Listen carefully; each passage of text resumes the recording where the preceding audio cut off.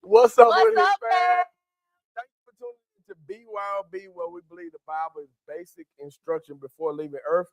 Our desire is to bridge the gap between the Bible and the believer, because we know at this time with the world view, we need to bring a biblical view with sound doctrine, because it's crazy out there. Yeah, it is. You know, it's hard out here. It's crazy out there. What was Y'all, welcome that? back. Welcome back. Welcome back. Wow, we're going in every round, go higher. We apologize for being late, guys. Little 15 minutes. Y'all know every Sunday we do our church service first, and then sometimes spirit come in, sometimes prayer going on, and then we're running behind. So if we're ever running behind, please charge it to the Holy Ghost and not to us, because it is not us just lollygagging. So we had an awesome time in service today. For those who are in the Mansfield area, Mansfield, Midlothian, DFW area, you guys should stop by. We have 3 more Sundays in this space. 115 North Main Street inside of 063 Studios. Y'all should come to a live service and enjoy and fellowship with us. That is your invitation. All right. So far we have been studying. Our goal is to go through the entire Bible and understand why it was compiled the way it was compiled. And a lot of the times we look at it like it's just random history, right? But the Bible is literally from Genesis all the way through Revelation. It's the covenant unfold. Well, I'm saying the books we've covered so far has been the covenant being unfolded. So we're going to do a quick little recap before we jump into Joshua and Judges. So before we do this, we have to remember where we are in the story. Walk us through it. Number one, we have been walking through the entire Bible, not as disconnected stories, but again, as one unfolding covenant story. So let's remember, in Genesis, the promise was given. God made a promise. Y'all be looking at the wrong camera. I'm sorry, Ashley. So in Genesis, the promise was given. God made a promise to Abraham. In Exodus, the promise was protected through deliverance, because you know they were captives. They made it out. I made it out. I made it out all right. You feel the spirit? I'm feeling the spirit. Then we made it to Leviticus, and in Leviticus, the promise was purified through holiness. This is when they were learning how to live in the presence of God. Like they were making sacrifices so that they can remain holy in the presence of a holy God, right? Excuse me. Then we made our way to Numbers, where the promise was delayed through unbelief. Because you had all of what we kept saying, old heads, they were dying, and this new generation just wasn't as familiar.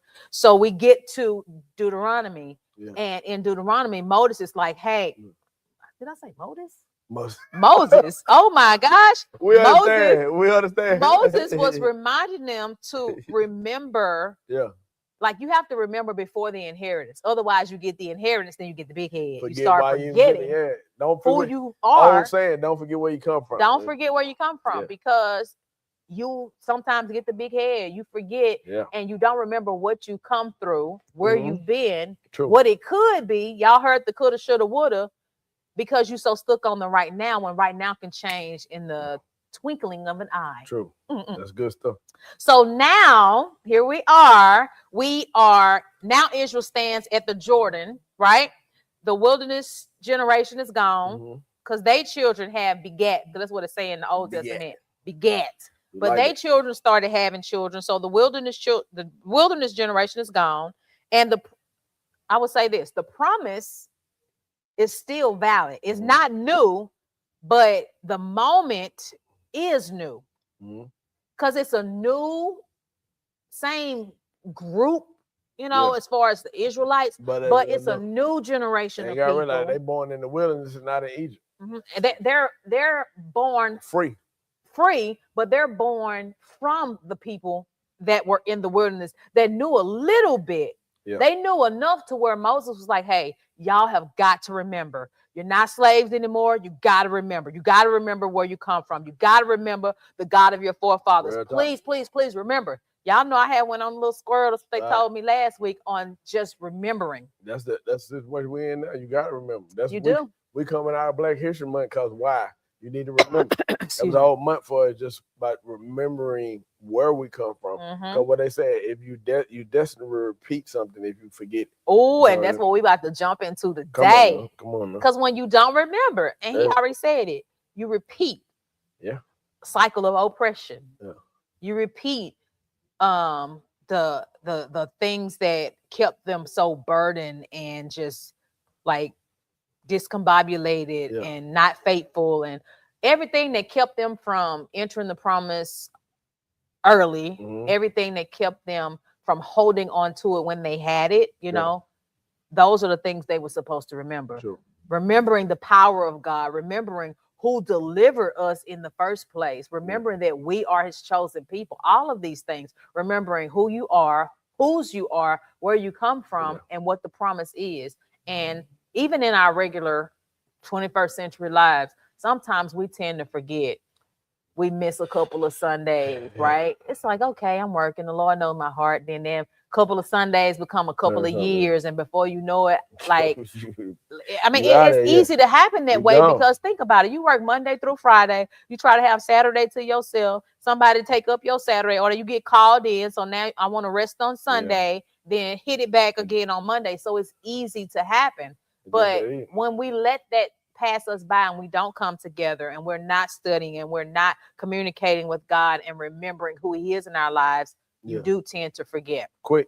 So here we are today, stepping into Joshua and Judges. Good book. Good book. Two books. Oh, he said good book because y'all know when we were in Leviticus stuff, he's like, them boring. Yeah, a lot of equations, a lot of begot. There's a lot of begotten going on in a baby. They were multiplying. They were multiplying. There's a lot of multiplication going on in a couple of books, man. So here we are. We're in Joshua and Judges, and these two books answer one major question: what happens after God keeps his promise? Okay. Because the promise was to deliver them into this, we always say, promised land. Yeah. There you go. So now that they're in the promised land, what? Right? Yeah. So here we go. Like, you made me nervous. You're looking over there. I was like, what's happening? Hey, as long as I don't get out to see you. Come on. So we've already talked about what happened in Genesis, Exodus, Leviticus, Numbers, and Deuteronomy. Here we go. Let's dive into Joshua. Walk us through it. So walk us through there. But I think you should. Moses is dead. Come on. Joshua is in charge. So transitional leadership. I think that's something, that's a whole series by itself. But transitional leadership, here it is. Joshua is taking the people somewhere he been. That's what some of you got to keep that in mind too. He's been there. He one of the 13 spies that Moses sent in there to confirm what God showed him. We always say that's a bad test in leadership when you're trying to confirm something that God showed you through humanity. How are you trying to get humanity to complement what deity showed you, or to confirm what deity showed you? God spoke to Moses. He should have just moved. He used them. Joshua, one of the spies, to go through it. Moses go through this whole process again, frustrated, aggravated with the people. They get to the point where Moses is able to see the promised land, but he's so frustrated he strikes the rock. We talked about that before, about the rock is Jesus. It's what we'll call types and shadows. Always in the scriptures where we say every picture in the Bible is a smaller picture of the big picture of Christ. So when he strikes that twice instead of once, it's the same striking that you represent what's going on with Christ. He didn't get struck that extra time. So him being the rock that's going to give us sustaining water, Moses messed it up by disobedience. So with him being disobedient, you can't walk into the promise with disobedience, which is the same thing, type and shadow for us. We were never walking into the true promised land that Christ had for us if we operate in disobedience. So it's a lesson. Then you say Moses by it, the angels come pick him up. I ain't got time to argue with those people that are naysayers in the Bible and argue with this. We know that it said the heavens pick up Moses. So that's a whole nother story. I believe he one of the three that come back. If the Bible says it, then what's the argument? Hey, theologians like to argue, but there's a lot of intelligent people that read a lot of big books and they feel like they read a lot of big books. Big books. Only problem is they didn't let me get on Audible. So it's over with for You didn't let me get on Audible, so I'm gonna catch you. So listen, anyway, long story short, I believe he one of the prophets that gonna come back. So with that, you got Enoch was taken up. So I believe that whole little cycle that God's gonna use, and then Elijah, chariot of fire. So in that, knowing what Moses got, Joshua take over.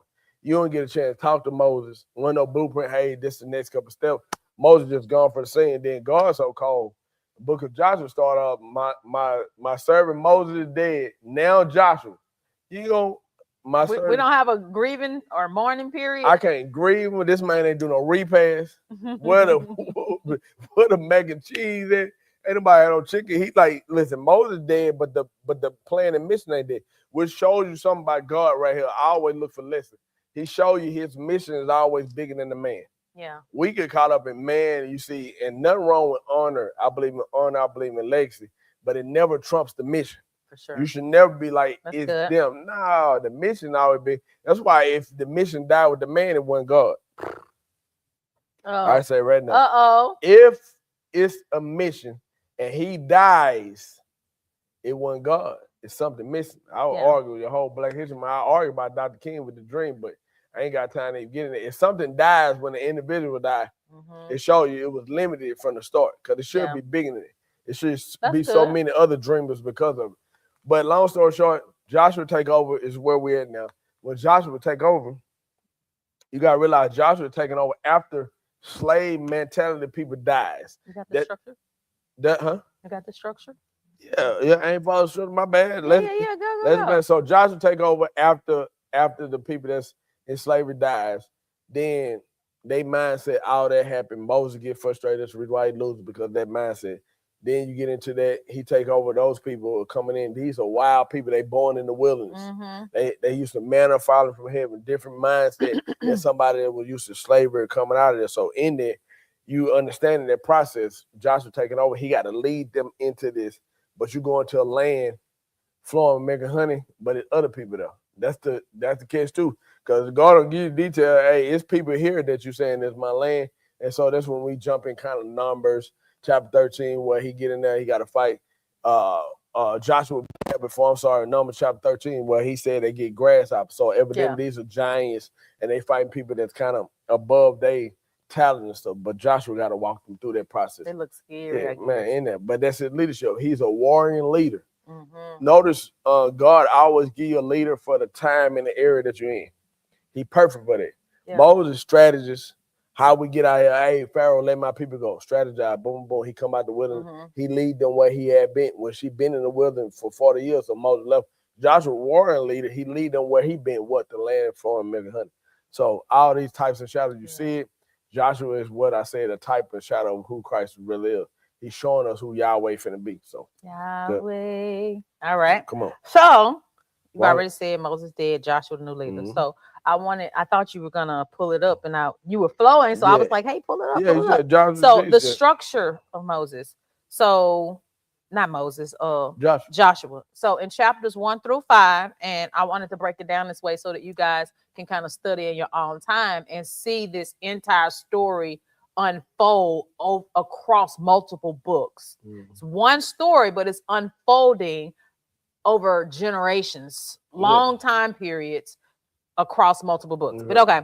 So in chapters 1 through 5, they're crossing the Jordan.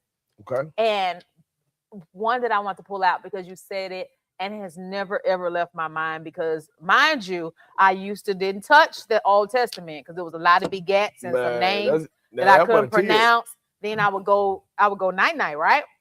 But you had said something about Rahab being the great grandmother of David. So I was like, had she not helped the spies, we wouldn't have my Jesus. Come on now. Because he had to come through that lineage. Yeah, like this is all the promise unfolding, right? So let me tell you a little bit. Rahab was a prostitute. They called her a harlot. Boaz mama. All that tea ain't it. Y'all seen the movie Boaz? If you hadn't gone watch it, I liked it.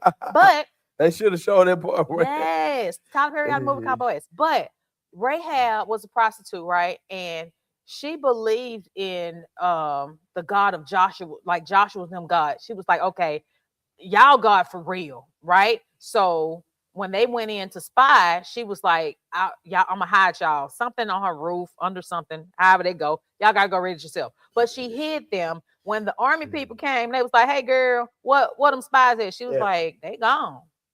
So she asked them, could you just please spare me and my people, because I know your God is real. Yada, yada, yada, yada. Long story short, they gave her a scarlet or red rope.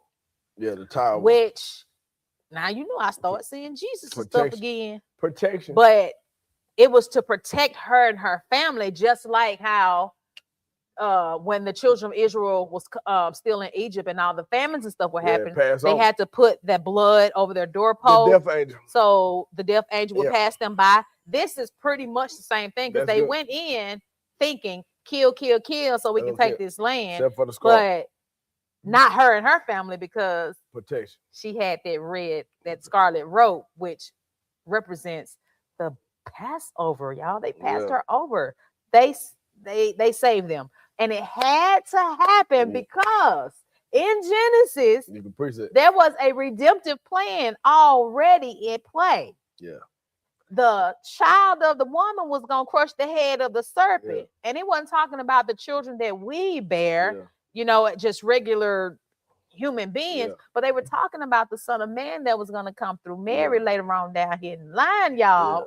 Come on now, I see Jesus already. Preach that woman a good lie. She lied to Come on, she lied to protect them, because Jesus had to come through their lineage. Long story short, she ends up, the right thing, the wrong way. Like being a part of the Israelites and stuff. She ended up being a part. That's how we end up getting to Jesus and all the things. Anyways, but before the conquest, y'all, identity had to be reaffirmed. That is why she had the I keep saying it's the Passover, but she had the scarlet rope. Yeah. So we move into chapter 6 through 12, where they're conquering the land. Jericho is this place, and it's a fortified city. Okay. Y'all know about the wall, and the wall of Jericho came tumbling down. You remember that? You never heard that? Oh my gosh. Okay, never mind. Y'all were getting busy, man. I promise we learned something like that, Vacation Bible School one summer. Inside. Oh, don't do that. Y'all don't do that, because we watch feet. We watch feet. Come on now, because you got some songs that's white that are quite questionable. That's white temple, baby. So, anyways, it's a fortified city, and it's the first battle in the promised land. Yeah. That's what I looked up, right? It's the first battle in the promised land. So while they are there, they're preparing for their battle and all this stuff, but they were instructed to march around this wall versus go in there and kill everybody and take it and do this. So their victory was found in their obedience. Obedience, come on now. Because had they not listened and actually obeyed, because sometimes we hear what is being said, but something is happening in our brains where we're not quite processing it. And I heard it, but something wasn't clicking, and I didn't do. But the good thing about them is that they heard it and they did it. And I attribute that to Joshua's leadership, because we're going to see further down the line where they didn't have leadership after Joshua was dead and the people was losing their mind. Yeah. So now we're moving into chapters 13 through 24. Yeah. The final, it says, this is a final covenant that was declared. Joshua says in 24 and 15, as for me, okay, let me say this part first. He divided up the land into the tribes. Okay. What is it? 12 tribes, right? So he divided them up into 12 tribes. So they divided and they committed to each whatever. But this is where I wanted to get to, because that's a story we kind of heard and you couldn't go read it. Yeah. But I wanted to get to this because of my understanding of it. But anyways, Joshua 24 and 15. It's like I'm rushing. Yeah, he says, as for me, this is Joshua talking, in my house, we will serve the Lord. Y'all, that stuck with me. And I kept saying, why did Joshua feel the need to tell them that? Well, remember, Moses had reminded them. Moses was a pastor.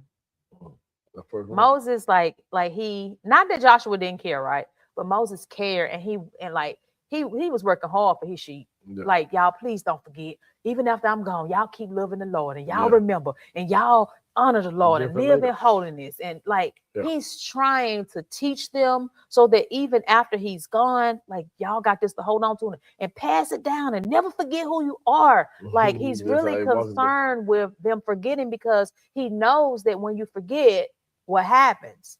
Like you turn away from your creator, right? But when Joshua said this, I'm like, okay, why? The tone has changed, because Moses was like, please remember, don't forget who God is. Moses and Joshua was like, okay, this the covenant. Yeah, y'all can do what you will with it, but as for me and my house, we're gonna serve the Lord. Y'all gonna serve God, or you gonna do them idols? That's your business. That's your choice. But let me tell you what me and mine gonna do. Yeah. For a long time, and then I never really dove into it. Like you hear it, you say, as for me and my house, we're gonna serve the Lord. It's like a catchphrase or a nice little song or chant or something to say without understanding what it is. Joshua, he ain't got time for the nonsense. He did not have time for the foolishness. You gonna remember what Moses said so that you can honor the Lord your God, right? Yeah. I'm not going to sit here and hold your hand and make you do it. Yeah. It has to be a choice, because if I make you do it, I got to make you sustain that relationship and continue it even after. And at some point, he's going to be gone. Yeah. So the tone has changed. And what I see, the leadership style and everything has changed. Because like you said, it's a different time. It's a different people. Yeah. Even though they're still Israelites, these children were begat from the wilderness children. So y'all little wows. Yeah, and then I made that up. Wows. That's Joshua peers too, because he was raised with them. So now you leading your peers versus Moses was more of a father. He come out of nowhere. He raised in Pharaoh's house, totally different from them. He don't have their childhood. He experienced something totally different. He of a royal class. Just imagine how he carries himself versus everybody else. But even when you're with your peers sometimes, right? Yeah, they're not looking at you have some peers. It's some people, the hand of God is on their life. Yeah. You know that there's a power and an anointing there. So you look at them differently. I'm not looking you like eyeball. Not that I'm walking with my head down when you're around, but I'm not necessarily comparing myself to you. I'm not looking at you like that. Not in the physical, at least. I'm looking more in the spiritual aspect, because I ain't crazy. I see this thing on you. I know there's something different. I think it's the power of God, but I know it's the power of God. So peer or no peer, there's a different level of respect for that, because of the call that's on your life. And I think we have to do that sometimes too, because you brought up, well, you got to keep in mind he was with his peers and yada, yada, yada. Yeah. But even to this day, we can't not respect a person because they're older or younger, because we're the same age or we went to the same school. We can't let that familiarity. My grandma would always say, don't get too common. Yeah. Don't get too common, because when you get too common, you start losing respect, and then the voice doesn't carry the authority anymore. Mm-hmm. But I'm going to tell you something. As we continue to dive deeper, what they needed and craved was that authority, was that leadership, was that guidance. Gotta have it. Yeah.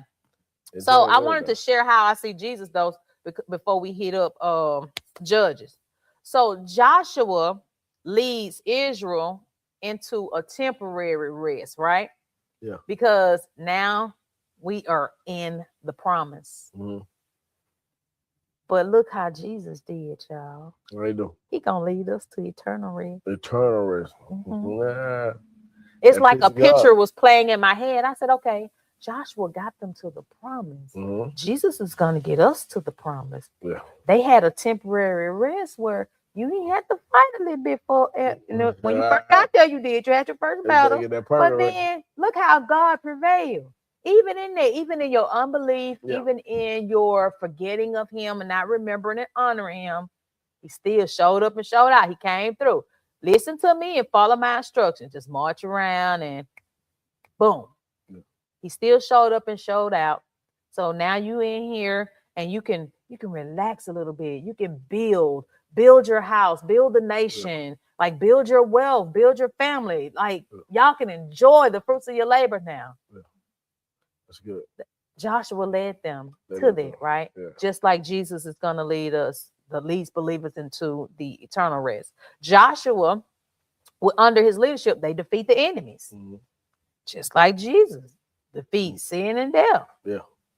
Then Joshua divides the land. We already talked about that. There's some tribes and stuff. And Jesus is going to secure inheritance for us all. Mansions that were not made by man's hand. Us walking the streets of gold. If that's not an inheritance, oh my gosh, then what are you looking for? What is that if that's not our inheritance? So Hebrews 4 reminds us that if Joshua had given true rest, another day would not have been spoken of. Joshua point forward to the people when he said, hey, y'all gonna have to choose who you gonna serve and do that. But I'm gonna tell you what me and mine gonna do. And he left that thing alone. So now we're walking into Judges, the book of Joshua. And when we did our digital backdrop, the first one, it showed a picture of like a kingdom, a nation, and it was bright and it was light and it looked like money. It looked like prosperity. And it was the book of Joshua. And then you look at Judges and it's dark. It looks desolate. It just looks completely different. Yeah. So that's where we're about to go now, into the book of Judges. You had anything you want to say? Just a whole transition from Joshua to Judges, they changed and leadership began. And now on that leadership style, like you said, Moses is a pastor. Then you're looking at Joshua, his leadership is a little bit different because Joshua is just kind of, he's a transitional leader. I'm picking up behind Moses. So really like God spoke to Moses, but I'm trying to finish the mission. So then you have that. He an apostle. That lady he was like, planning. He planted the 12 tribes. He planning, he moving. So it's not like that holding your hand. It's like, hey, we got to go here. And then either you go. More direct too. Yeah, but as me and my house, this is where we going. So we're going to serve the Lord. But then you had to transition to Judges because now God has set someone up to judge Israel. Y'all done made it to the promised land, but you're veering off. You got to the promise, but then you forgot. You know, that we were talking about earlier. The Romans, all that was talking about, you need to remember, because that's what Moses trying to tell you to do. When you get there, don't ever forget who got you there. Because then you'll mess around, lose your way, and then you'll lose the promise because you didn't lose the one that the promise keeper. And so I think that's a lesson for all of us to make sure you don't lose the promise keeper behind the promise. Yeah. So that was the purpose of that. Now judges come on the scene. Now they're judging different characters. And the only judge that a lot of people know is Samson, because we talking about it all the time. But then if you kind of like a Sunday school alumni like I am, no, Samson and Delilah. Oh, no, Deborah. He's good. He's good. Deborah. The only woman judge. So Deborah is the woman judge. So, you know, with her being a commander, prophetess, and being able to maneuver and use and lead men, that was powerful. But those are the ones that kind of like just stand out their story. And God called them. Once again, it's all because he's calling and checking Israel. You're wrong. So he's sending these judges to correct and judge their situation. And that's how we get into judge. He set it up. Yeah. A good little So as we're entering into Judges, run it down. As I was going through, I was like, okay, the compromise became the culture because they left, Joshua left them with this. Choose ye this day who you gonna serve. Blah, blah, blah. We gonna serve the Lord, me and my house. They continued to compromise. It was like he said it, but he didn't tell us to. He ain't making us. So, you know, it's like, okay, I can kind of do what I want to do. Everybody was in their own way. Like, I think this is the truth. I think this is right. And everybody was doing what they thought was right. And then they didn't remember. Like, they ain't know.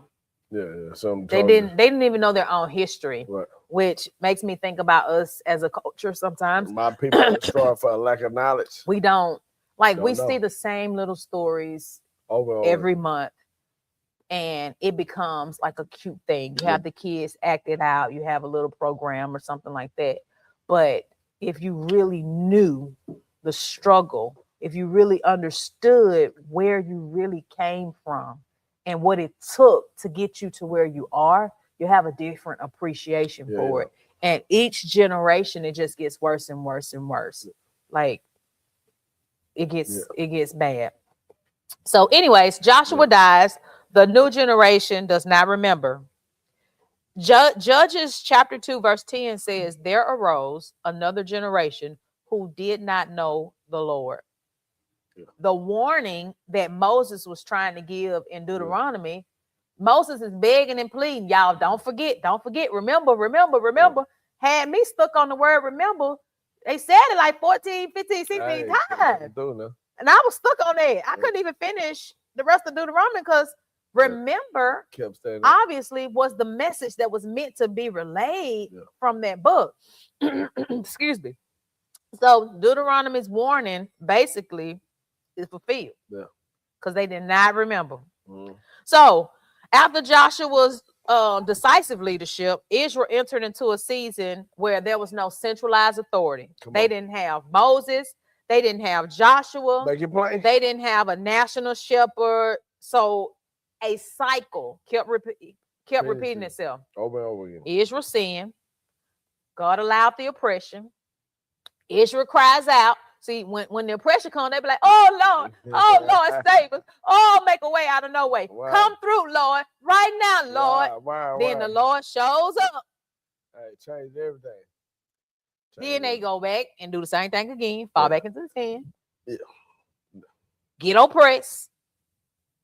Cry out again. It just kept happening over and over. So leaders for each generation. I think something you said that's overlooked very quickly. They didn't have consistent leadership. And that's why you could sow anytime there's a up and down. That's an area of our life, physically, financially, emotionally, spiritually. If you see that waver, it's not a consistent leadership.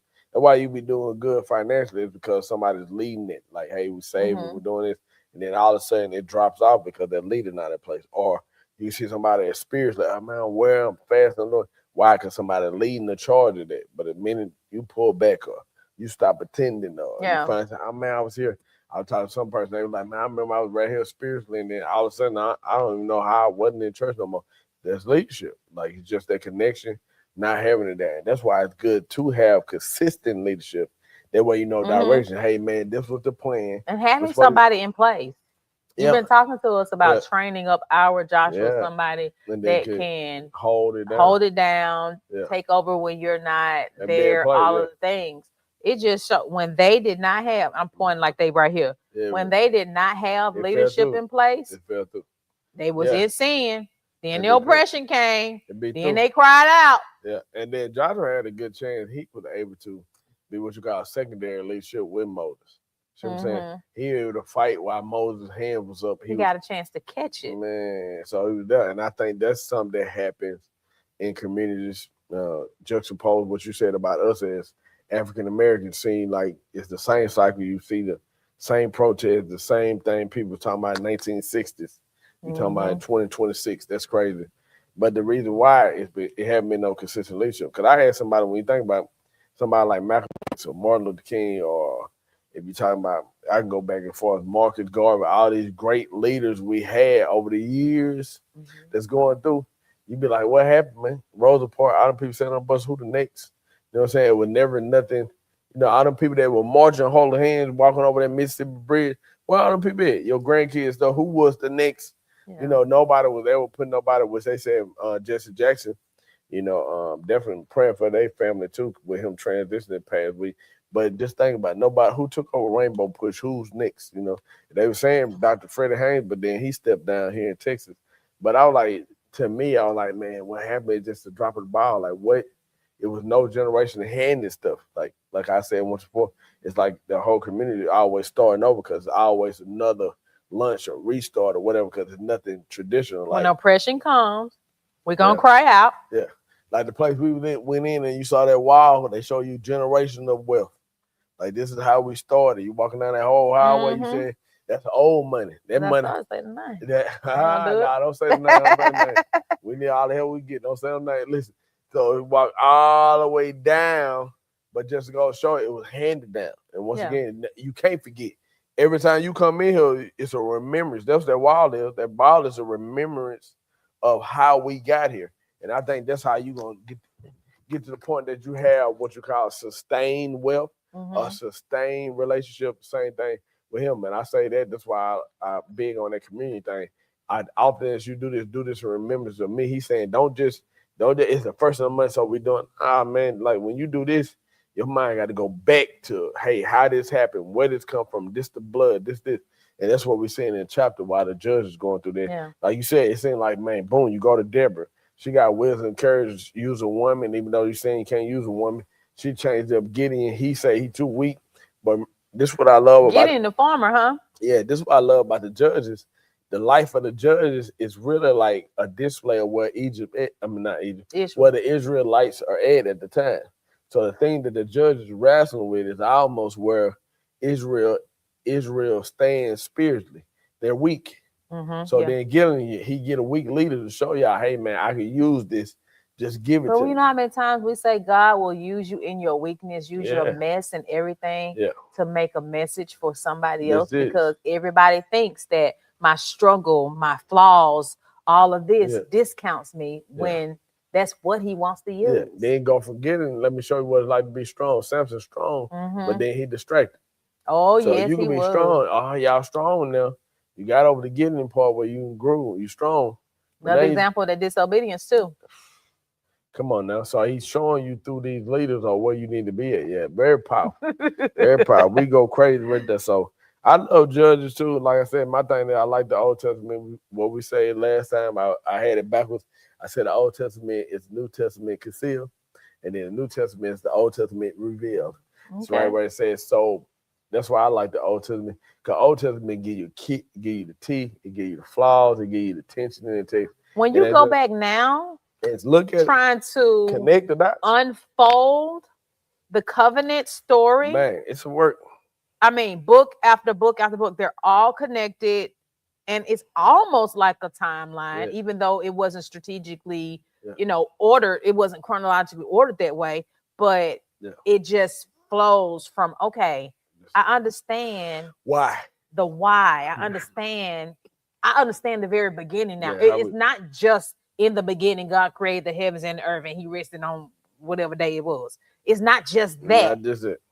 Because that's a lot of times what we focus on. In the beginning, the redemptive plan was made manifest as a result of sin. That's it. He showed you the whole time. I mean, if you go back and look at it now, it's like, okay, so all right, he knew from the beginning. So he just wanted the people to remember, love, honor him, live in holiness. But they kept messing up. Okay, so now I can see myself because we mess up all the time. So, okay, when I mess up, okay, they cried out and he came through. So I'm gonna cry out, but I'm not gonna do that shoo and cry out. Well, Lord, I messed up again. Please forgive me and keep on kicking. No. Help me. When I cry out, I am seriously help me from the pit of my soul. What?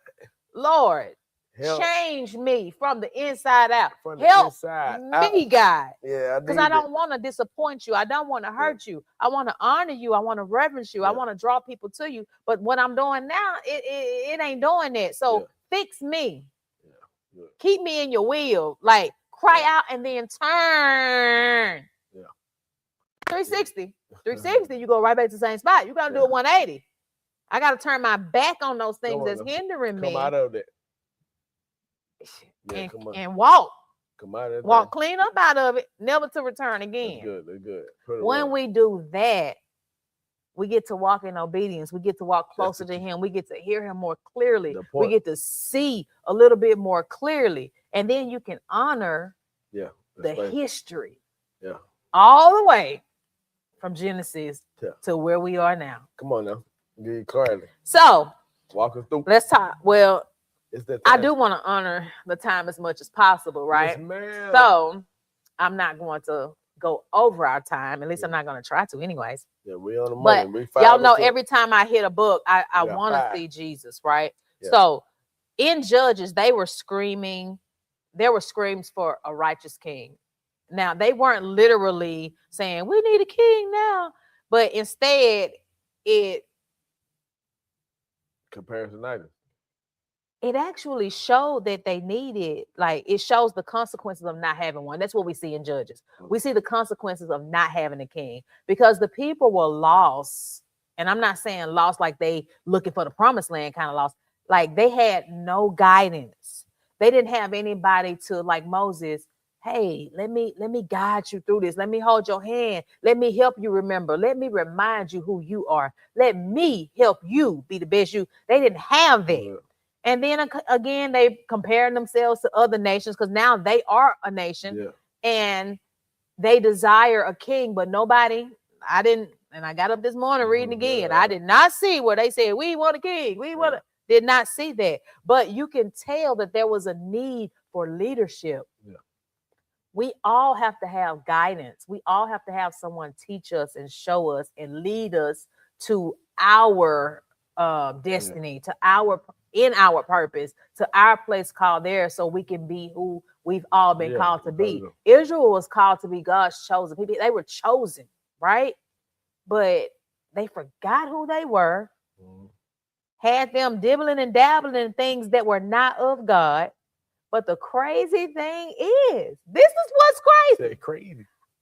We don't remember God. Yeah. Oh, but when we get oppressed, all of a sudden, I know the man who can deliver us. I need you. Come on, God, come through. I know we don't talk. I know I don't know you. But isn't it amazing how even in our lives today, we don't talk to God.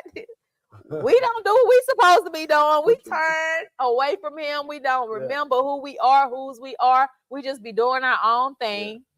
Yeah. And when our back is up against the wall, when we are so flustered in our mind that we have no peace, we can't even rest. He come through. He come through. Every time. Man, every single time. Yeah. So, when you watch, this is something that I saw. It says, when you watch repeated chaos, think about the things that happen in your life over and over and over, and you finally say, God, got to be something better. Got to be a better way. It's like that? Yes. I can't keep doing this. I can't keep sitting and living in this kind of mess. It's got to be something better out there. Sick and tired, sick and tired. Got to be sick and tired, sick and tired. This is the tension that sets the stage for Samuel, because he's going to eventually, and this points us to them appointing Samuel, appointing Saul. I said it right. Yeah, Saul as king. This is how they get their first king. But the irony in this, because I did all that trying to find Jesus, right? The irony is that Israel already had a king. Yeah. They just didn't remember what was said in Genesis 3 and 15. How the son, listen, the seed of the woman is going to stomp the head of the serpent. They did not remember what was spoken way back when. Somehow, some way, the, I guess, forefathers did not leave a plan in place. Hey, pass this down and speak the importance of it. Yeah. Pass this down. So you give it to your son, he passes down. He gives it to his son, he passes down. Speak like it just happened yesterday, with some power, with some authority, with some reverence, with even with a little bit of fear. Listen, this is real honor for sure. Yeah. Y'all do not forget, because when you forget, you fall off. Yeah. But it calls attention, yada yada yada. Sets up the stage so that Saul can eventually become king. Not remembering, Moses talking about in Deuteronomy, not remembering that they already had a king, and it was God himself. Because remind you, he dwelt in the tabernacle. Yeah, that's what Samuel said, King of Kings. Come on. You got the King of Kings, but you want the little king. So we are out of time. So what I want to do is I want to do a redemptive arc update. Yeah, I dropped it in the comments. Just to remind you guys of where we are and what each book deals with, so that you can go back and study in your own time. So Genesis, the promise was given. If you missed that episode, go back and figure out what the promise was. Walk through it. Then we go to the book of Exodus. The promise is protected in Exodus. If you don't know what the promise is, you don't know what was being protected. Yeah. So you find out what the promise is in Genesis. The promise is protected in Exodus. Then in Leviticus, the promise is purified. What do we mean when we say purified? You're going to start learning about some sacrifices and atonement and redemption and all of these things once you go to Leviticus. Then in Numbers, the promise was tested. Okay. You know, they walking in the wilderness and all the things and all the stuff. Deuteronomy, the promise was remembered.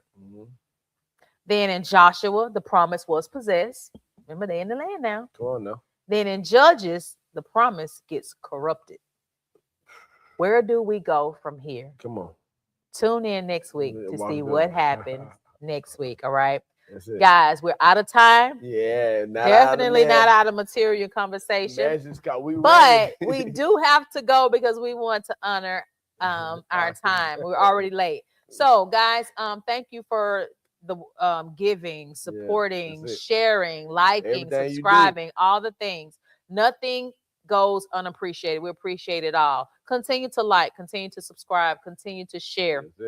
This is a way, might I say, the way to get your Bible study in if you're not going to Bible school, a Sunday school, or Bible study during the week. Come on and tune in to BYOB. You can also support BYOB by giving. You can do so by way of Cash App. That's ICAN365. Stands for Impact Community Action Network, 365 days out of the year.